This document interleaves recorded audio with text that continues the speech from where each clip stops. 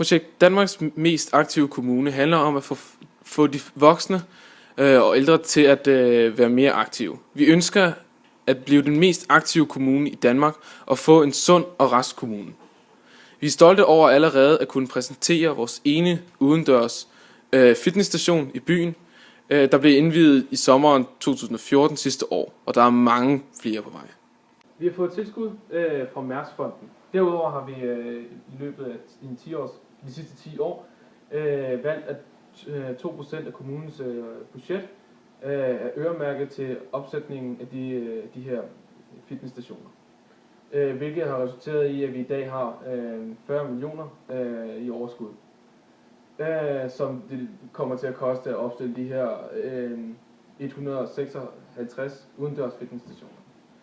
Da størstedelen af befolkningen i vores kommune er over 50 år, vil 70% af stationerne være rettet mod de ældre.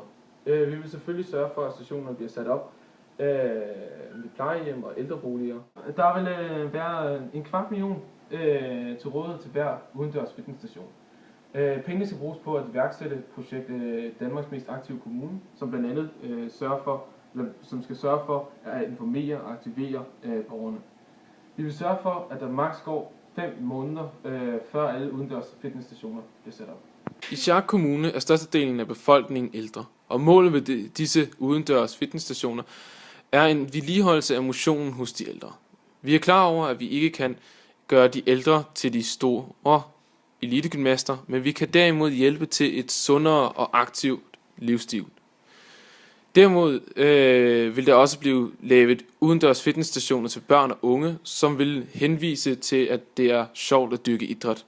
Flere og flere undersøgelser viser, at et simpelt middel som motion er vejen frem mod et langt, sundt og lykkeligt liv. I Sjark Kommune har de allerede indviet en fitnessstation i deres by, som blandt andet den 68-årige Svend Åge Jensen har haft stor glæde af. Svend Åge Jensen er en af de mange flittige brugere af den nye fitnessstation, og ja, han bruger ikke mindre end 6 timer om ugen på motionen. Han er en af de mange danskere, der lider af diabetes 2, og det ses ofte, at de fleste syge danskere har tilbøjelighed til at blive hjemme i sofaen under et sygdomsforløb eller efterfølgende, frem for at komme ud i naturen og få dyrket noget motion. Ja, sådan har det ikke været for mig. Jeg har det seneste halve år haft glæde af fitnessstationen, som lige er blevet bygget op. Så Svend Åge Jensen, så du kan allerede mærke en forskel på dit helbred? Ja, jeg har fået mere energi og er ikke så stiv i lægene mere. Haha. Men det bedste er, at jeg for 2 år siden kunne droppe medicin mod min sukkersyge. Hvad siger du til, at kommunen bruger så mange ressourcer på de udendørs fitnessstationer? Det har jeg det fint med. Jeg synes, det er en super god idé med de her fitnessstationer, og de er vildt fede at træne i. Hvordan har du det med, at fitnessstationerne, der er sat op rundt omkring i byen, primært er rettet mod den ældre generation?